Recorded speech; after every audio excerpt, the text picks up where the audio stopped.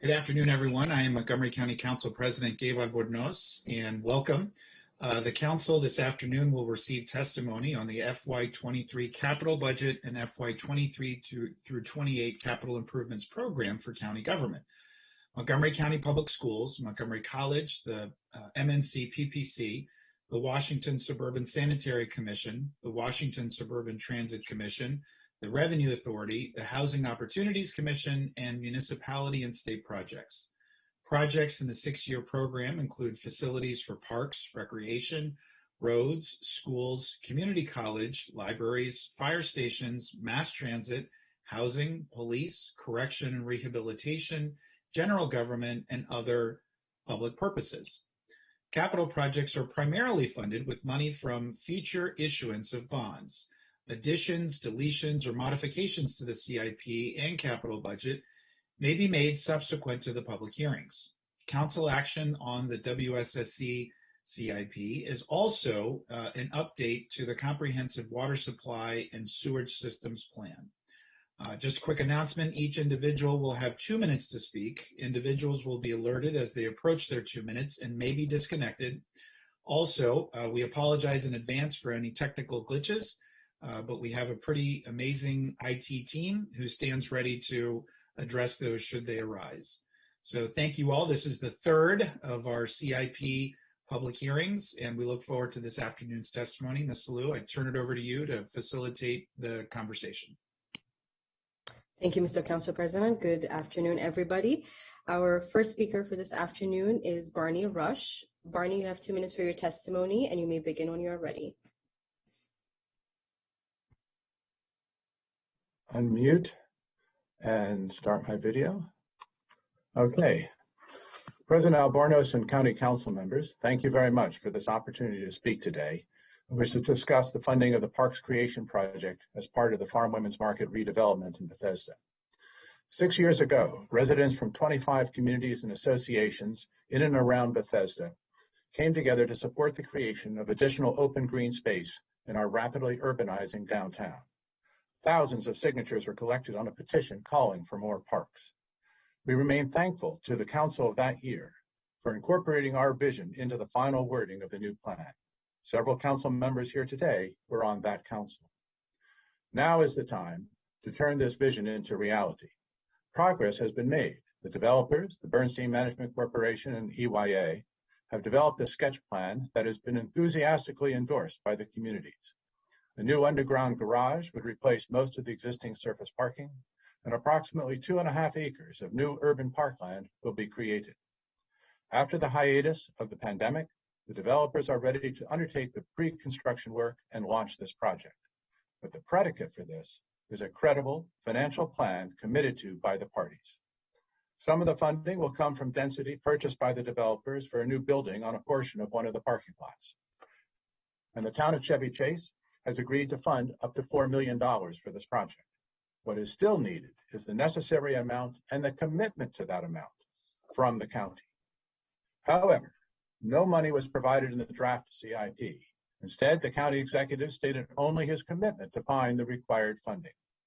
We appreciate the support that the county executive has shown, but we are keenly disappointed the CIP did not include even a placeholder amount for this project. It is vital that the county executive provide an amendment to the CIP that will set out the amount needed, and we ask the county council to urge the county executive to do so. This is the time to create these parks. Action not taken will probably result in this land being taken for more development. This opportunity, if not seized now, will never come back. Thank you for listening. Thank you for your testimony. Our next speaker is Jane Lyons. Jane, you have 2 minutes for your testimony. You may begin when you're ready. Thank you and good afternoon. My name is Jane Lyons and I'm speaking on behalf of the Coalition for Smarter Growth, the leading organization advocating for walkable, bikeable, inclusive, transit-oriented communities. We are extremely pleased by the level of funding for bus rapid transit in the county executive's recommended CIP and urge you to keep those appropriations. Montgomery County became a national inspiration when it approved an 81-mile BRT network nearly a decade ago in 2013.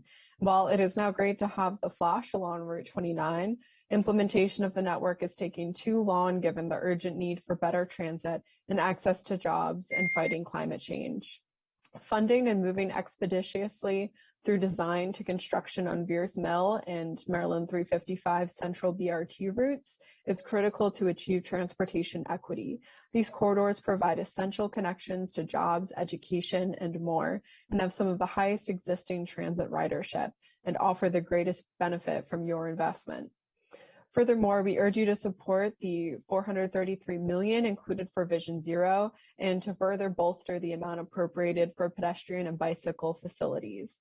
We hope the prioritized projects will include a focus on street lighting, access to transit stations, safe routes to schools, and equity emphasis areas.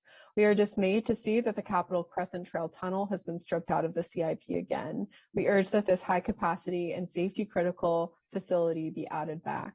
Other priorities for achieving more sustainable, inclusive communities include metro entrances, electrification of the ride-on fleet, and moving the bus depot to allow for a TOD at Shady Grove.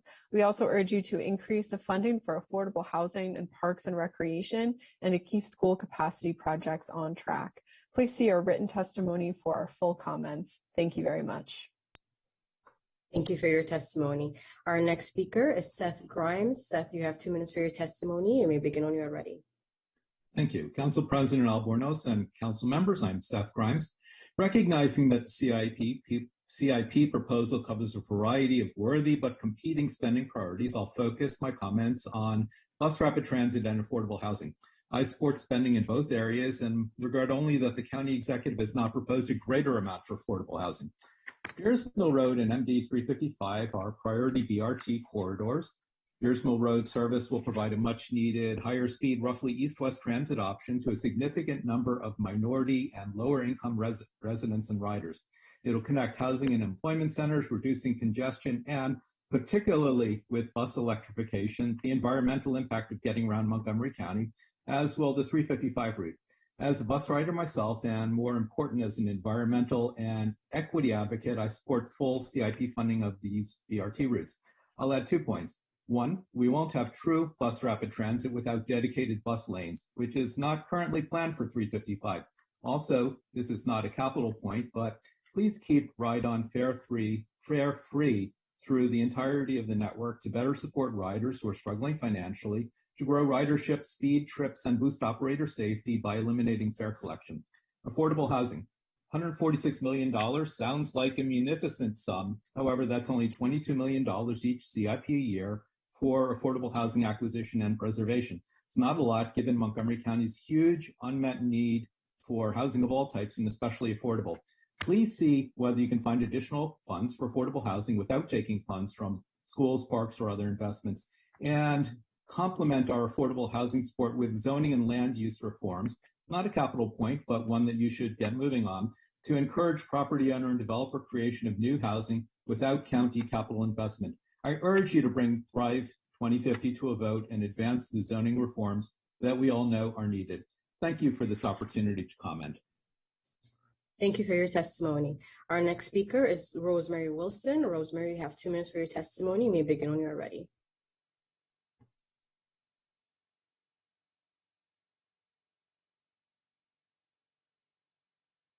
You need to unmute your microphone.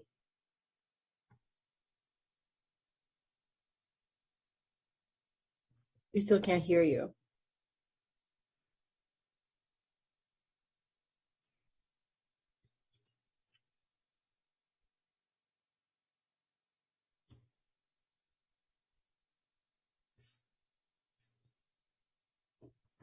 We can see you, but we can't hear you.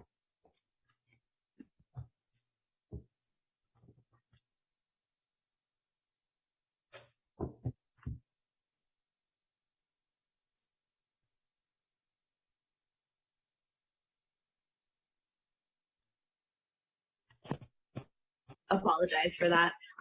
I actually was not ready to testify. I was not notified that I was going to be able to. Would you like to provide your testimony now? Sure, I don't have anything prepared because I was not notified. So I am the Sligo-Grandview Community Association president. In Sligo-Grandview is right in the Long Branch neighborhood.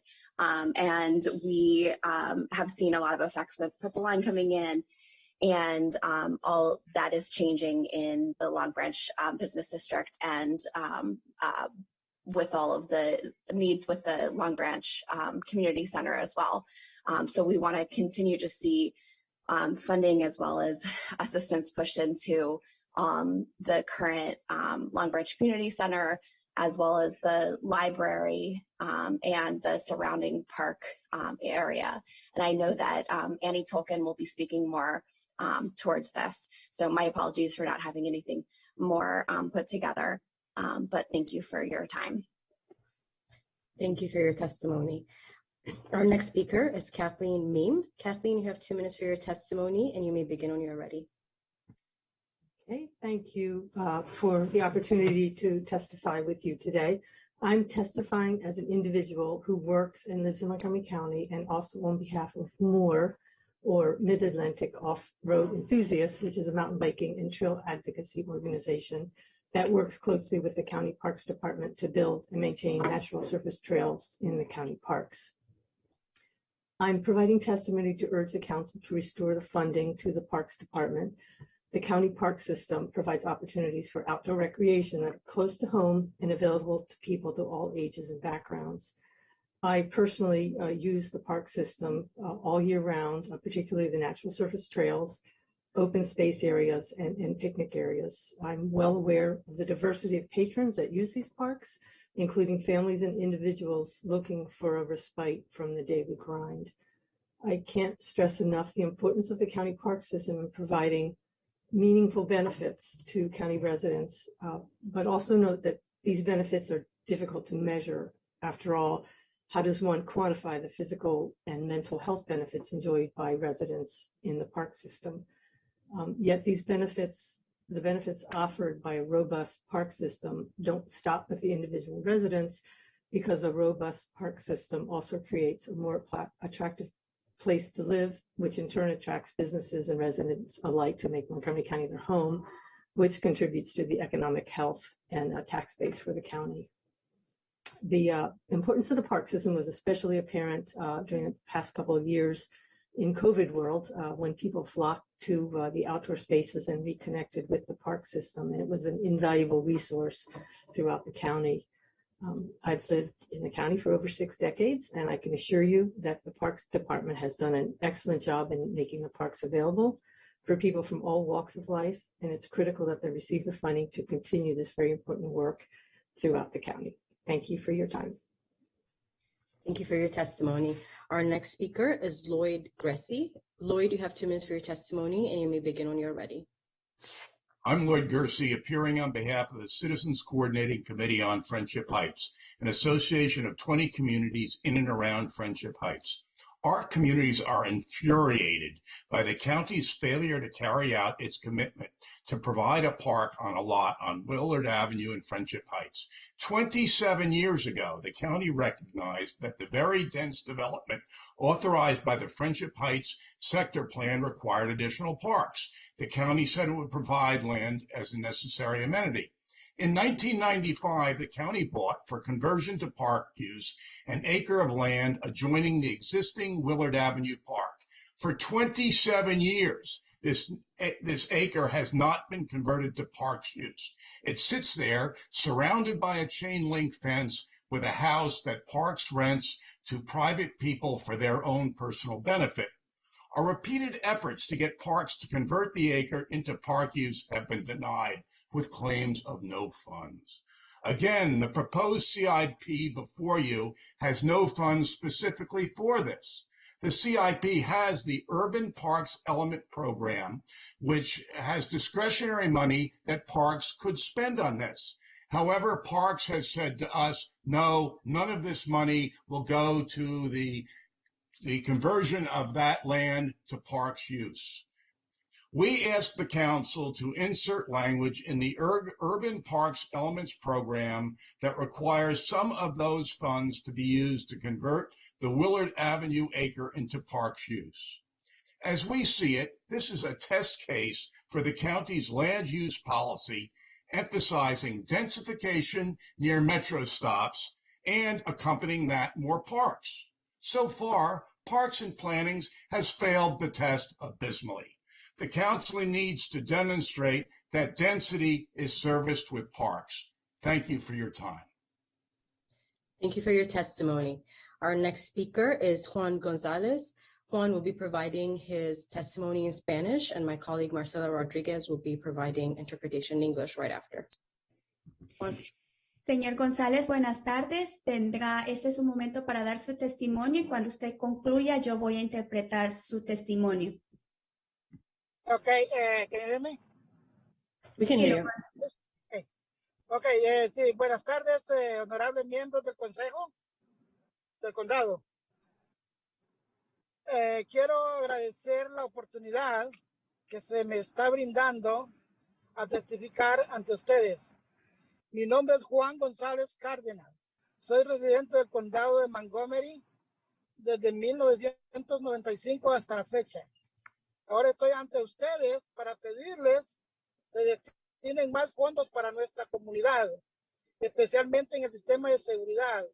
Poner más cámaras, más policías, más señales de tránsito para bienestar de los residentes del área, especialmente del área de Wheaton, donde se han realizado actos de vandalismo, robos y actos criminales, especialmente sobre la avenida Georgia y la estación de Wheaton, especialmente después de las 11 de la noche, cuando más residentes regresan de sus trabajos, especialmente de las personas que se dedican a la limpieza de edificios, de oficinas y trabajos de restaurantes.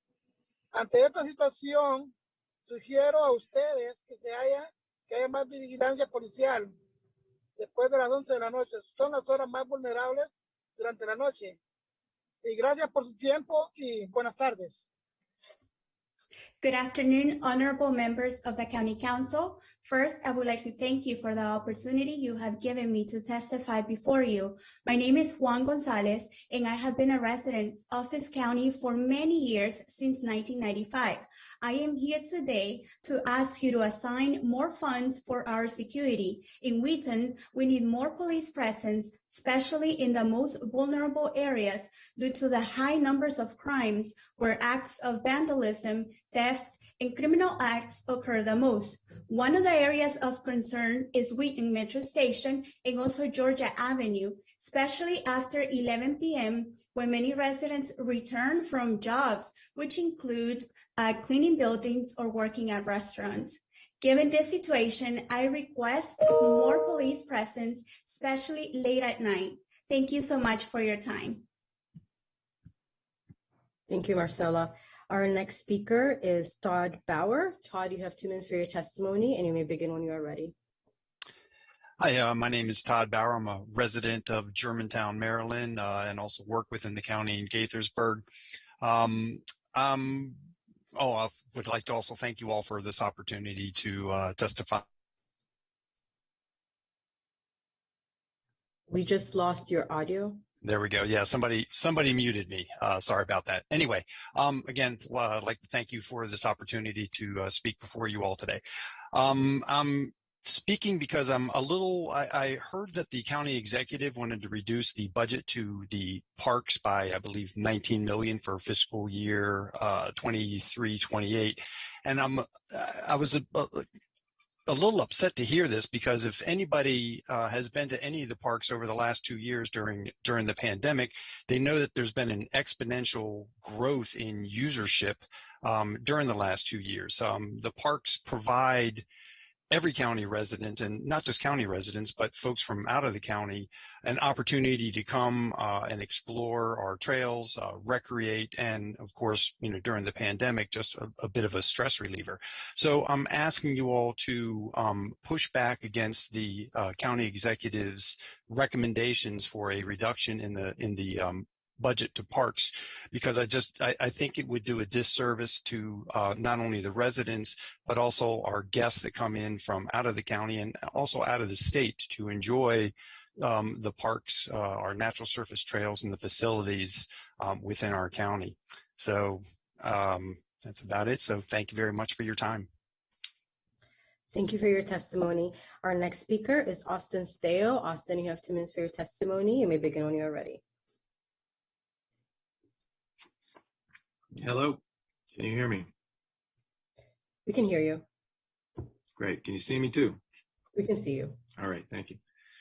My name is Austin Steele. I'm an executive director of Trail Conservancy. And since 2008, our organization has provided natural surface trail services in Montgomery County and throughout Maryland, including obtaining grants for those trails, also in Montgomery County. Our organization was born out of the clear need for park trails that up to that time had extremely little funding, budget, or support. Then starting about 10 years ago, under the guidance of Chair Centeno, of an experienced, skillful trail crews making great progress with trails. I've seen firsthand the answer to the question, if you build it, will they come? Yes, they do. Without trails, how can we enjoy the wonderful park, the beautiful park trails and nature that's out in the green spaces? And trails take us there. So it was with great disappointment that I find the county executive recommending a large reduction in the park capital budget request for fiscal year 23 to 28. I'd like to draw your attention to the final survey results of the Parks and Recreation Vision 2030 report for trails. They are consistent with the survey results from a similar survey in 2008. So on page 12 of that vision report, figure 7, the 2 top items that the residents find the most important are trails. That's natural surface trails and paved trails, almost a dead by 1% difference. So we can clearly see that the community wants trails as a high priority. So as you make your difficult funding decisions, please bear in mind that Montgomery County residents have already stated that trails are a top priority for their parks. Will Montgomery County honor that majority voice in placing trails as a priority? Now, I could go on and talk about trails all day long, but I'll stop there. Thank you. For your testimony. Thank you. Our next speaker is Dan Defonso. Dan, you have 2 minutes for your testimony, and you may begin when you are ready. Thank you. Good afternoon, council members. My name is Dan Defonso, and I'm a 20-year member of the Montgomery County Roadrunners Club, which proudly boasts more than 3,000 members.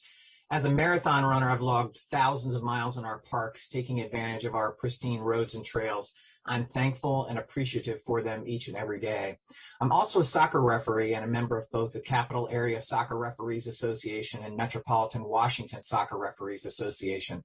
As such, I've spent hundreds of hours refereeing soccer games on nearly every field in the county. And I've noticed the demand for these spaces continuing to grow, with games on weekends being played literally from dawn until dusk.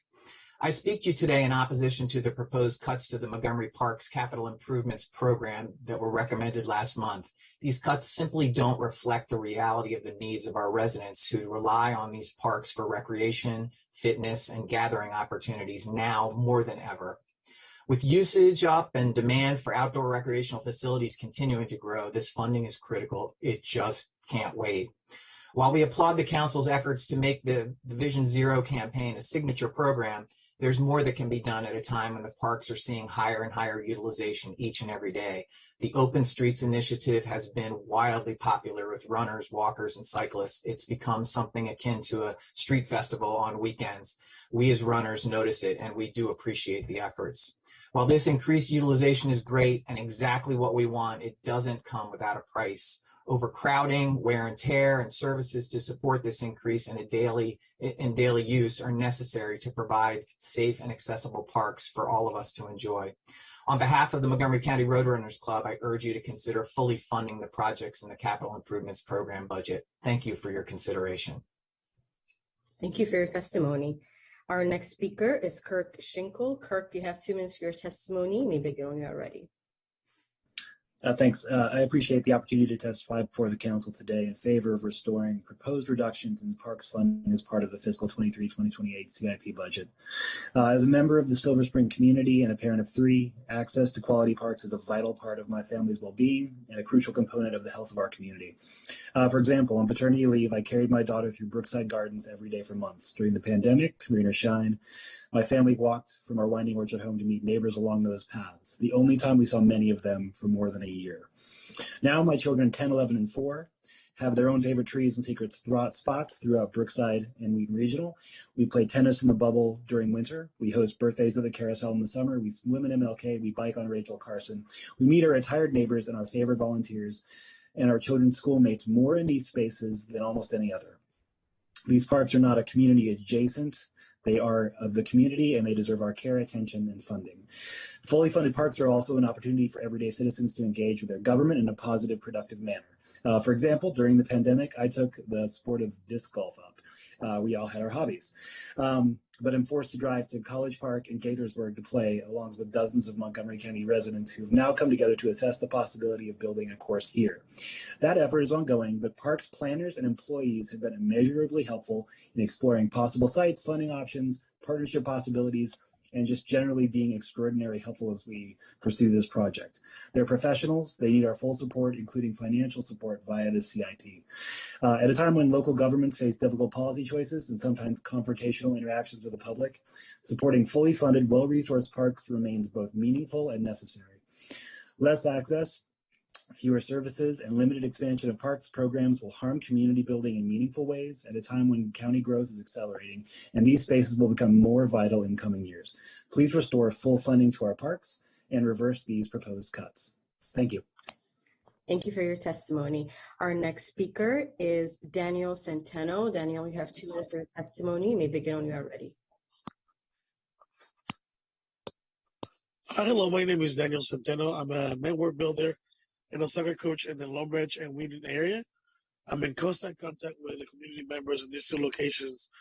And one of the main reasons, to avoid these cuts is the necessity for the community to use green spaces, which are soccer fields, basketball courts, and anything that can allow the families to have time together.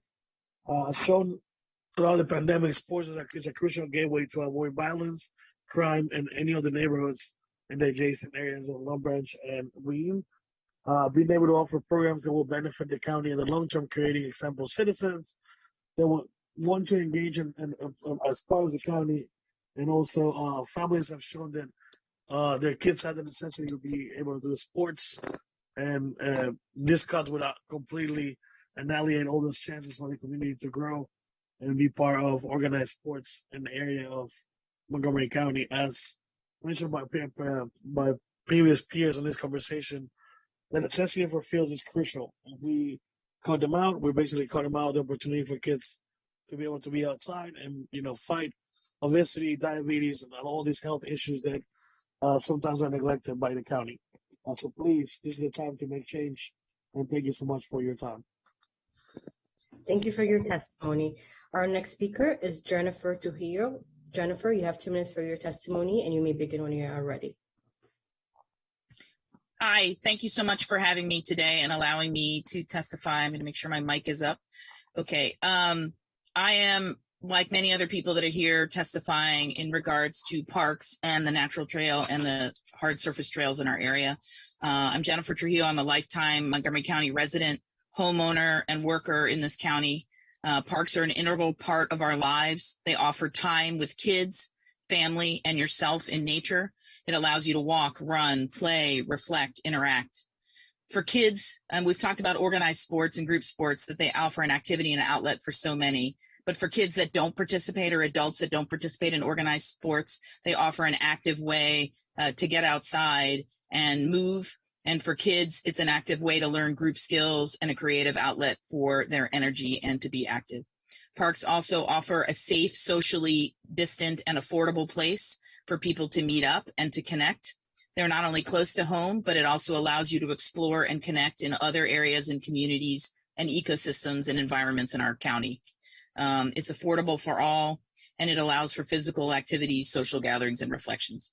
They offer places to try new things: climbing, skate parks, pump tracks, running trails, horseback riding, bike riding, all the athletic fields, all the amazing amenities that we're proud to have in our county, ice rinks, more and more. They offer, again, active and passive participation in our lives, and also ways to connect. In our current difficult times, and in any times, parks are more needed than ever. I personally rely on public transportation, cycling, and walking as my ways to get around. And I strongly care about those things, and a huge advocate in those worlds. I care about the Capitol Crescent Trail and the Bethesda Tunnel. I'm really distressed that we went through all this hoo-ha with the tunnel, and now it's a street workaround, and the tunnel, fund the tunnel. And also the Vision Zero plans for our region, and all of the park trail improvements and networks. We were really on track to be a stellar part of the country in having long. I'm sorry to interrupt. Your time is up. Okay, thank you. Thank you for your testimony. Yep, our next speaker is Valerie Salazar. Valerie, you have 2 minutes for your testimony, and you may begin when you are ready. Oh, let me make sure. I thought it was 16. Can you guys hear me? We can hear you. Yes. Wonderful. Thank you, and good afternoon, everyone. My name is Valerie Salazar, and I am a community organizer with Impact Silver Spring. As an organizer, I am in constant contact with community members in the Aspen Hill area, more specifically Connecticut Avenue, Georgia Avenue, and Hewitt Avenue. And the common concerns that we hear among these residents is pedestrian and vehicle safety. Residents in Hewitt Avenue are in unceasing fear when it comes to accidents in their neighborhood. There's a consequence of the lack of speed control, which has now cost the life of 2 pedestrians in the past year. These avenues are densely populated by numerous apartment complexes, and there's a school at the end of the street. But regardless, there is very little signaling, there's no speed bumps or monitoring to assure safety. Also, the intersection of Connecticut Avenue and Georgia Avenue, the pedestrians crosswalk in place does not allow adequate timing for the amount of pedestrian traffic there is in that area. This causes folks to cross the 8-lane very dangerous street, which creates accidents and puts both the drivers and the crossers at risk. So with that said, I ask the County Council, to the best of your ability, to please include in your budget these much needed measures and funding to protect and improve your resident safety and improve the existing irregularities, or to please give the needed instructions to the departments in charge of these problems. Thanks so much for your time. Thank you for your testimony. Our next speaker is Christina Maisick. Christina, you have 2 minutes for your testimony. You may begin when you are ready. My name is Christina Maisick. Today I represent TROT, or Trail Riders of Today, a membership-based association of equestrians who ride horses in natural surface trails, open spaces, and parkland through Maryland. One of our main interests is in protecting and preserving our parks. I moved to Montgomery County for 2 main reasons: our amazing agricultural reserve and our park system. Over the last 2 years of COVID, outdoor activities have become essential services, and the use of our parks simply blossomed as our citizens looked for ways to enjoy themselves outdoors.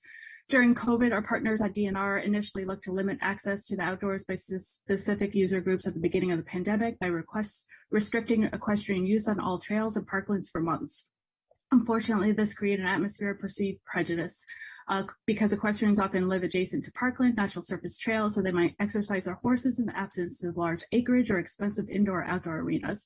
In comparison to DNR, Montgomery County parks were kept open for all user groups, and the park department tried to do as much as possible to create new offerings that might fit with COVID guidelines to increase use and welcome as many as possible, i.e. the new Picnic in the Park program.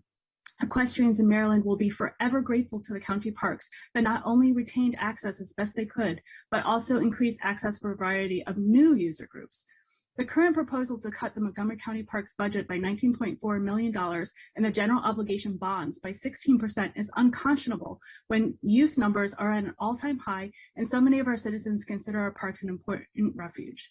This reduction in spend is from the amount deemed by the park professionals as the minimum to adequately support our parks. Unfortunately, these cuts reflect a decreasing priority for our county parks at specifically the exact time when TROT believes the relative value of our parks to the quality of life of county residents is increasing exponentially, not decreasing. Regrettably, no park project is immune to fiscal cuts, considering the magnitude of this reduction. Our award-winning parks are essential for a sustainable, livable, and healthy communities. Please act now to restore CIP funding for Parks 23-28. Thank you. Thank you for your testimony. Our next speaker is Michael English. Michael, you have 2 minutes for your testimony. You may begin when you are ready. All right, thank you very much. Thank you for hearing my testimony. I understand that the creation of a budget is a complex process where there's no pleasing everyone, but it is also a values document. It's easy for county leadership to say something's important. It's another thing altogether to devote the resources necessary to make progress reality. This holds true for affordable housing funding as much as any other issue. I know that the proposal applies almost $150 million for affordable housing projects of one kind or another, and that is to be commended.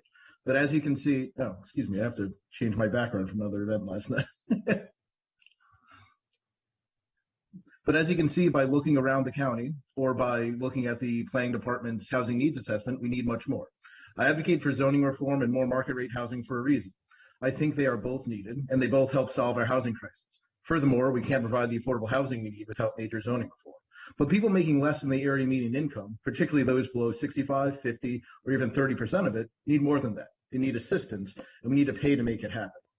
I'm glad that Thrive 2050, the proposed general plan for the county, calls for a significant expansion of affordable housing and affirms housing as a human right. We can only claim to live our values on that issue if we devote more funds to it.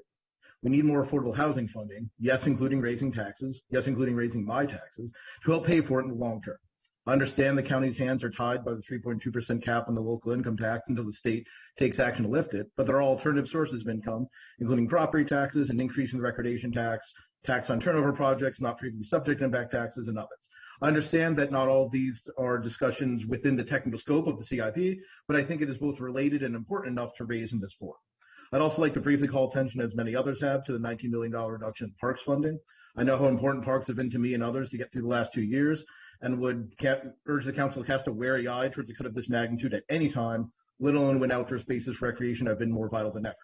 Again, none of these decisions are easy, but they are important. And when it comes to our housing crisis, people are being hurt every day. We don't make it a priority. Thank you. Thank you for your testimony. Our next speaker is Melissa McKenna. Melissa, you have 2 minutes for your testimony. You may begin when you are ready.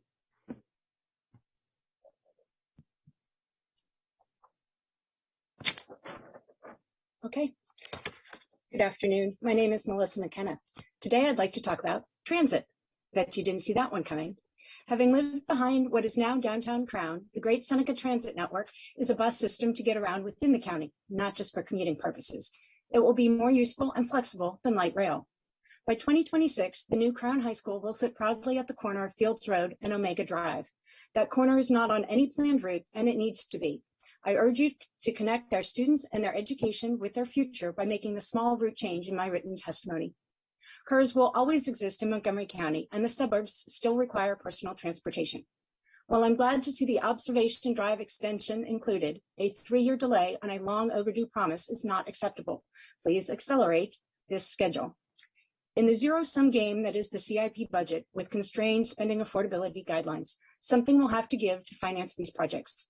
We can't just make the pie bigger with fiscal rebasing that appears to improve revenue projections in school impact taxes and recordation taxes. That's risky business. Speaking of risky business, the county executive's budget assumes that we will get roughly double the historic annual MCPS state aid allocation for the next 2 years and even more in FY25-27.